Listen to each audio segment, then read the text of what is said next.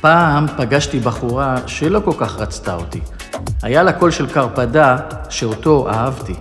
תמיד לבשה אותם בגדים, סנדלים וכובע. אותי זה דווקא די הדליק, הרגשתי קזנובה. מה לא עשיתי כדי שהיא תהיה איתי? כל כך ניסיתי לרצות אותה. קעקוע של דרדס והגיל בפופיק. למה היא ביקשה את זה?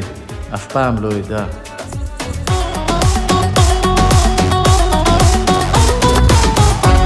פעם פגשתי בחורה שלא כל כך רצתה אותי.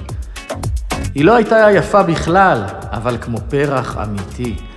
לא דיברה דברי חוכמה ולפעמים גם רק שטויות.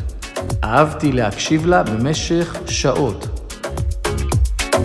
מה לא עשיתי כדי שהיא תהיה איתי? כל כך ניסיתי לרצות אותה. קעקוע של דרדס והגיל בפופיק. למה היא ביקשה את זה? אף פעם לא ידע. פעם פגשתי בחורה שלא כל כך רצתה אותי. איתה הייתי משוגע וגם קצת ילדותי. הבאתי לה חתול שחור, חשבתי שתאהב אותו. והוא עבר בינינו, עכשיו היא רק איתו. מה לא עשיתי כדי שהיא תהיה איתי?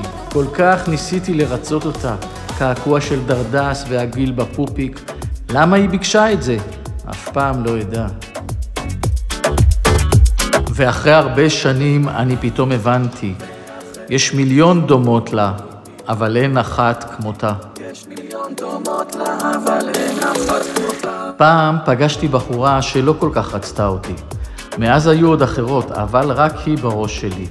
הייתי נותן הכל כדי להיות שוב עם הבחורה, למרות שאני יודע שהיא תעשה לי רע.